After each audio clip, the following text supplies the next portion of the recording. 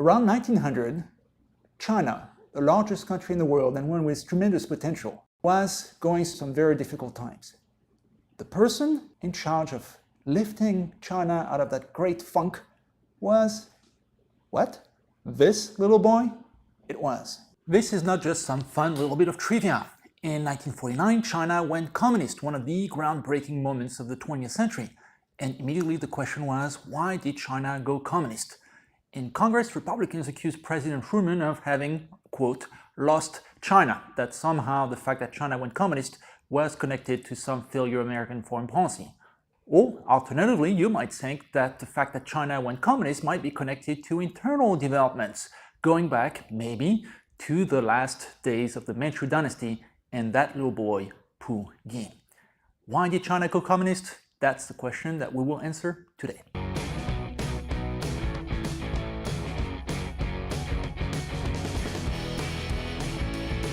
From 1644 to 1911, China was ruled by the Qing dynasty, also known as the Manchu. In many ways, China was heads and shoulders above the world when the period began. It had a large population, a successful farming sector, a very efficient bureaucracy, but it was also a very conservative regime, bound by Confucian values, where the premium was on stability, harmony, respect for tradition, and where things like war, exploration, and commerce were frowned upon. So China might have reached a high stage coming out of the Ming dynasty and into the early Qing dynasty, but it was kind of frozen in time and refused to move much.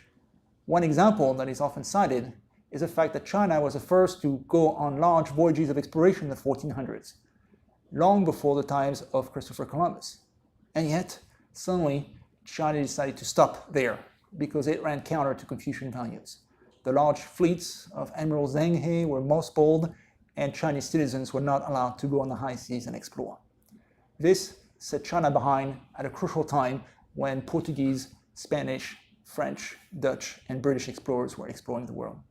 By the 1800s, the Qing emperors were considered to be widely in decline, not as gifted as some of the predecessors, and more interested in amusing themselves with their concubines in the Forbidden City in Beijing, rather than modernizing the country that was slipping behind the rest of the world.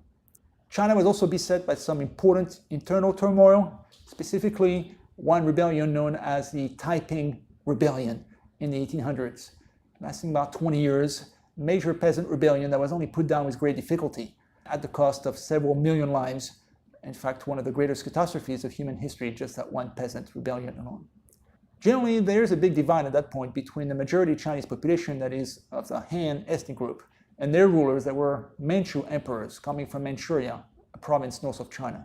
And because the emperors were concerned about the loyalty of their subjects, they tended to put a premium on authority rather than change. By the 19th century, China was in such decline that Western powers tried to make advantage of it. This was a heyday of what is called gunboat diplomacy, when more modern countries with powerful gunboats would send them to lesser countries and then force diplomacy upon them, force the Chinese into what was called unequal treaties. A classic example has to do with opium in the 1830s and 40s. The British were desperately looking for something to sell into China.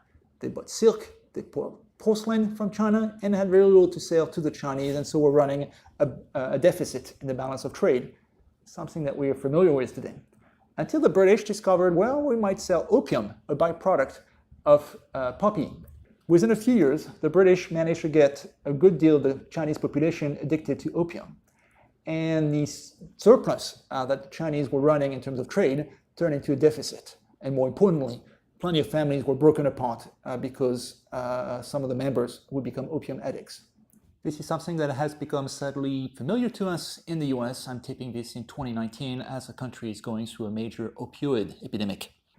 At this point, the Chinese government decided to ban the sale and consumption of opium under terrible penalties, which was within their sovereign right to do. The British did not agree, and as a result, were willing to fight wars over the matter. The drug wars, you might call them, except that these were wars for drugs, not against drugs. 2 opium wars, which the British won, because by that point the British Navy was far superior to the Chinese Navy. And as a result of those wars, the British continued to import opium into China. And there were more unequal treaties that continued in the 19th century as it became clear that China was not doing too well. Maybe one year you start saying that there would be areas within cities called the Western Quarters where the foreign diplomats and such would live, and they would be not bound by Chinese law. Instead, they would be run by their own police force, even though China is supposed to be a sovereign country. When that is not enough, you might say all your citizens living in China will be bound by other laws, what is called extraterritoriality.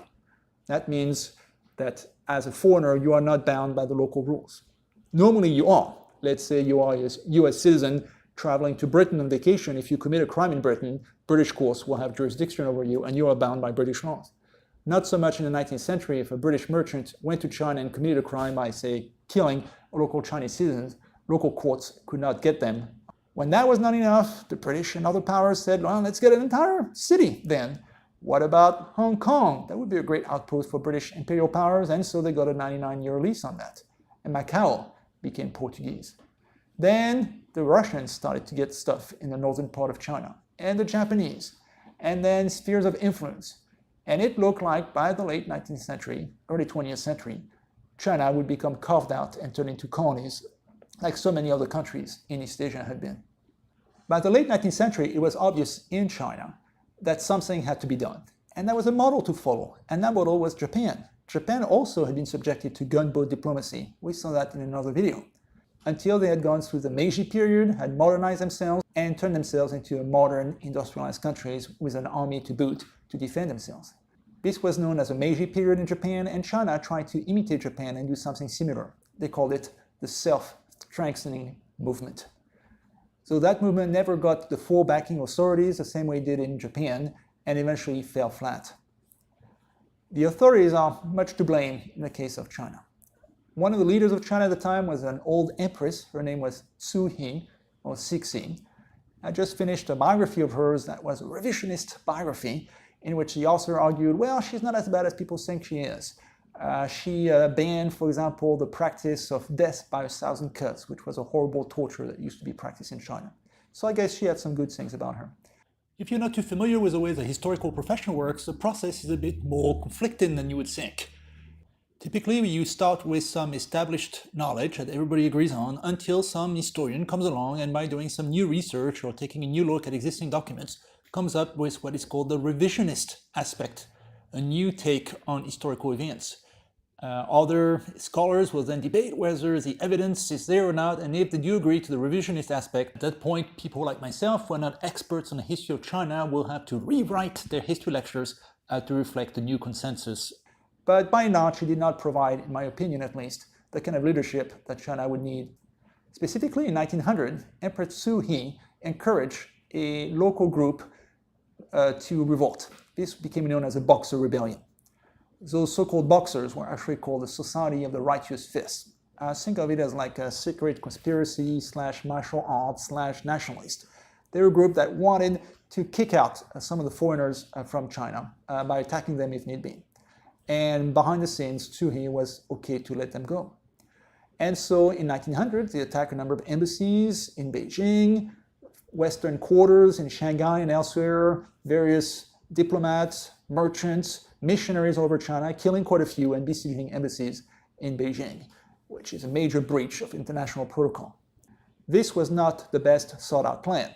It feels good for a while to be attacking some missionary in rural China, but at some point, if you do that, the country, whether it's US or Germany or France, will eventually avenge the death of that person. And sure enough, in 1900, there was an international expedition involving French, German, Russian, American, British troops, all combined together for once. These countries usually fight each other, but there they were all united in the defense of Western nationals in China. They invaded Beijing, the capital, rescued the nationals from the Western quarters, and then inflicted, you guessed it, yet another great unequal treaty on China. Finally, Empress Cixi did the best thing that she could do, which was to pass away and leave room for somebody younger and more aggressive. And actually it was somebody much, much younger. His name was Puyi, and he became Emperor of China at the ripe old age of 3. At the age of 3, Puyi was more ready for maybe potty training or starting to learn how to read not so much rule a country the size of China, especially in such a terrible time. Puyi eventually would become the last emperor of China, the last emperor being also the title of a great movie about his life by Bertolucci, which I highly recommend. Puyi, as it turned out, just barely got into being a young adult, when in 1911, the Chinese finally decided we got to change things and get rid of the Manchu dynasty before the country is invaded altogether. This 1911 rebellion was led by Sun Yat-sen, who is now a hero in China. After that, the emperor continued for a bit, though he became a figurehead by that point. Eventually, he had to leave the imperial palace altogether in Beijing.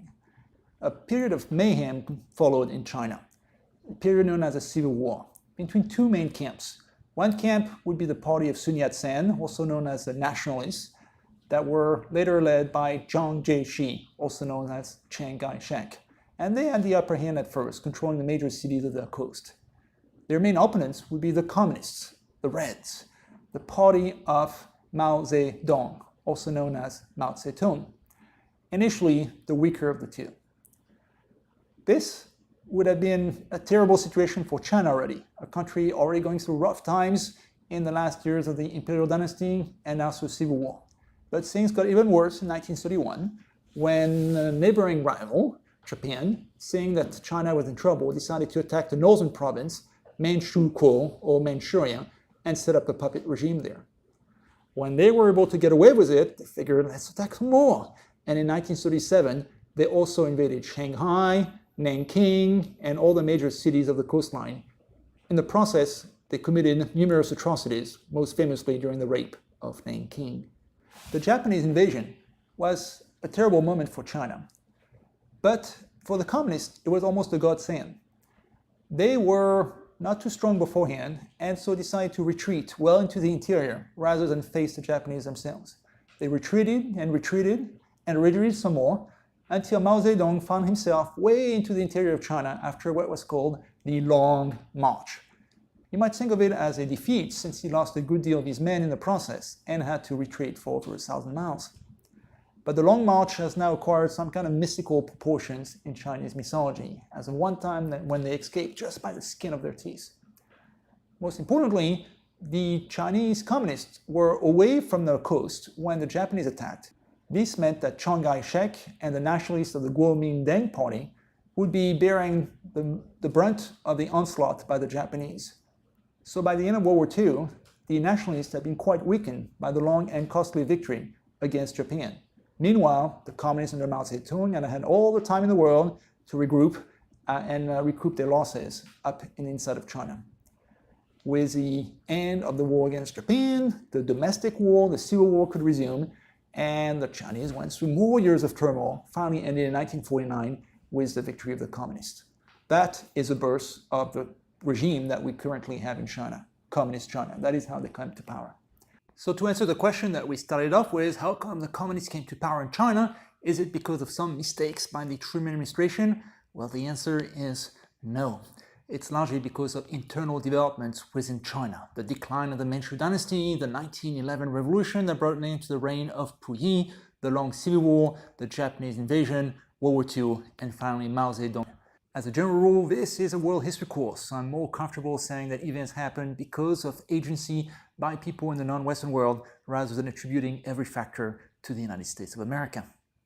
The nationalists had to flee from China, and they found refuge not too far from there in the island of Formosa, also known as Taiwan today.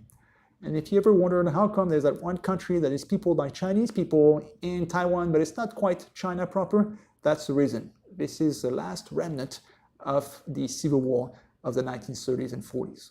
So let's imagine for a second that you were born around the time of 1900. This would have been a difficult life for you so far. You would have been born around the time when the Boxer Rebellion happened and China was invaded by foreign troops. You were also born during the last decade years of the Manchu dynasty.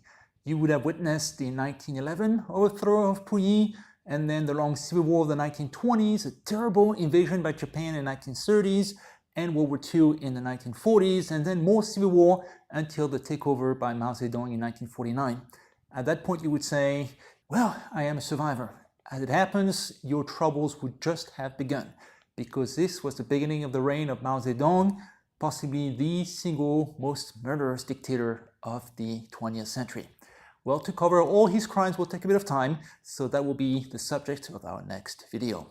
A video that will be about the rise of communism in China and the life of the other great figure of 20th century China, the dictator Mao Zedong.